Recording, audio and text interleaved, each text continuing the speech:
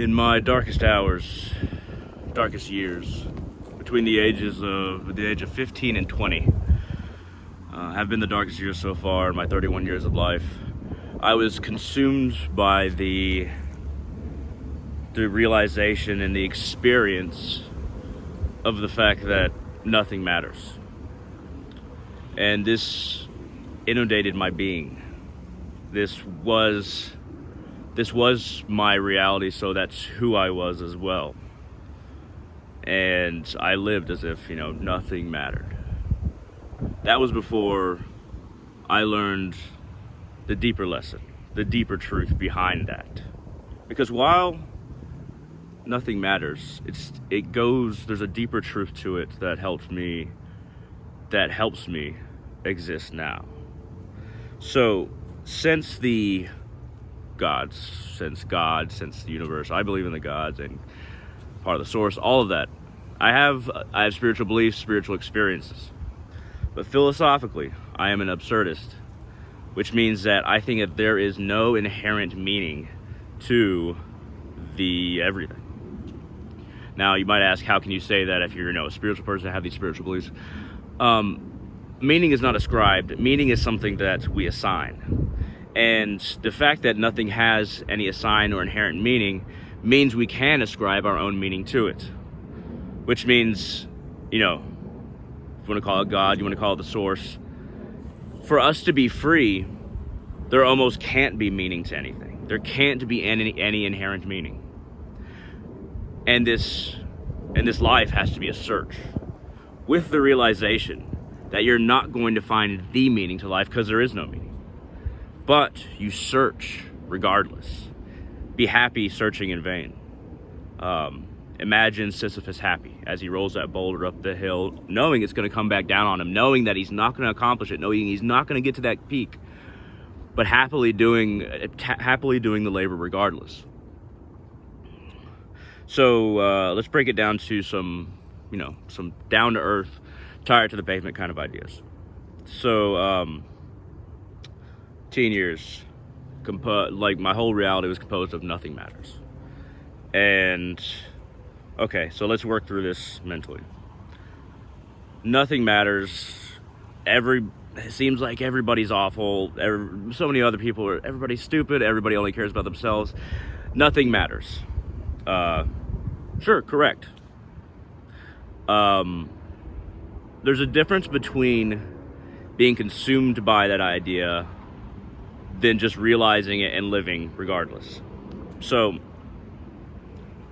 as an individual, not only can we assign our own meaning to things or search for it in vain, rather, we can come to ourselves in a completely different way.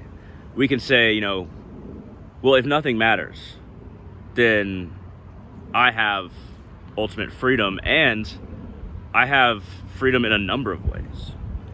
So, human beings, you'll hear a lot of fuzzy talk about how much human beings can accomplish, how much we can do this, how much we can do that, how much we can accomplish in one life. Honestly, it's not that much. It's not that big. We are so small. Once we realize how small we really are, and how little we can actually do, that can be a defeating idea until you realize something else. So, a couple lines by a scientist really puts it into perspective for me. He said that the only thing more remarkable than the fact that the universe is so big and I'm so small is that I can conceive of it. That despite how big everything is, I can conceive of so much of it. With my human small brain, I can conceive of it. So, while we can't accomplish a whole lot during one human life, and we have limitations, everybody has limitations, a number of limitations. We have a freedom to switch like that other things do not have. This is why we might not be big and we might not be able to accomplish much, but we have so much more freedom than everything else. So even if we're not just talking about spiritual beings when it comes to angels or demons or something like that, or asuras or devas, even if we're not talking about spiritual beings, think about it. Animals themselves, they can't decide to change their nature. They can't decide to think a different way. They are purely reactionary. They can't decide, a dog can't decide to become a vegetarian, or so can't take food choices, can't take the choice to not be horny or to not be, it has to be taken away from them so that they don't mate. The choice to have sex has to be taken away from them by them being neutered or spayed, because they can't control, they can only follow their nature. We, on the other hand, can choose. We can choose what we eat. We can choose if we have sex or not. We can choose to control our animal nature. We can choose to behave in a variety of ways that other animals cannot. Think about it for any animal, or think about it with trees. Can a tree choose to put its leaves under the dirt and put its roots in the sky? No. Human beings can switch the way they behave and the way we think, what we focus on, at the drop of a hat. Even the planets themselves are held into their alignment and held into how they go around the sun, or how they go around whatever sun they're a part of, or how the different solar systems relate, how the different galaxies are moving. They're all held together by the previous action of something like the Big Bang and the gravity of each other. They are held in a particular alignment. They can't change that alignment. They can't change the way they move. Us human beings, internally, with our energy and in the external world, we can switch like that. So let's put it this way. So let's use a really easy duality example. Even though I'm not Christian, this is a very easy example to think about. Angels and demons. Can an angel or a demon change to the other side in the drop of a hat, just like that? Is that something that can happen, or does happen a whole lot besides, the fall and all that? But can it? There's actually a whole lot more paperwork, isn't there? There's a whole lot more intrinsic to who they are and what they are, to such an extent, or even genies, for instance, as well, or to such an extent that they can't change. Even if they want to think differently, they can't. Even if they want to do differently, they can't. Even if they want to switch sides and just go to the other side just like that, they can't. And we're using this as an allegory, but if you believe in angels and demons, that they can't.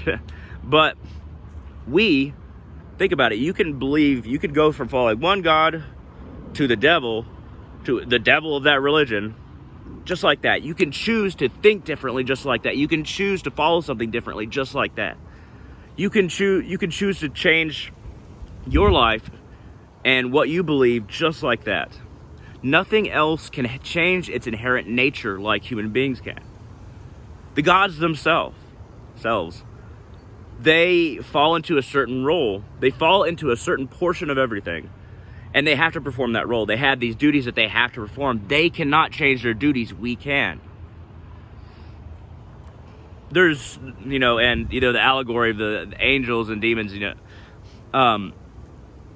a lot in the Bible about how we were given free choice, and it's not explained well in the Bible whatsoever, but it does get at, if we understand it as a story and allegory, then it does get at a truth that we can change so quickly compared to anything else in nature or any other kind of spiritual beings. We can choose what we do, what we think, how we do it. Just like that. We might not be able to accomplish a lot. And we have limitations in a single life. And we might be very small. But the one thing that we do have is almost complete freedom in our heads. Even if, and a lot of the globe and a lot of people have, even if you're poor, you can do things a little bit differently. Whatever you have, you can do something different with it than any other kind of being or any other kind of animal or plant.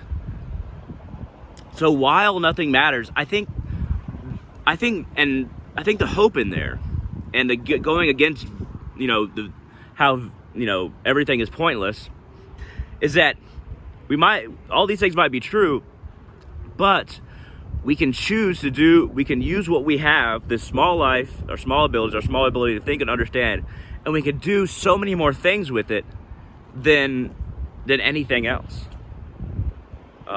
No matter what dimension we're talking about, no matter what, even in religions we're talking about, we can choose to do with what we have more than anything else. We might not have a lot, but we can choose with it. So while everything might be meaningless, pointless, while the existence itself might be absurd, we are strangely free, not in spite of that, but because of it. At any rate, thank you very much for watching, and I hope all of you have a wonderful day.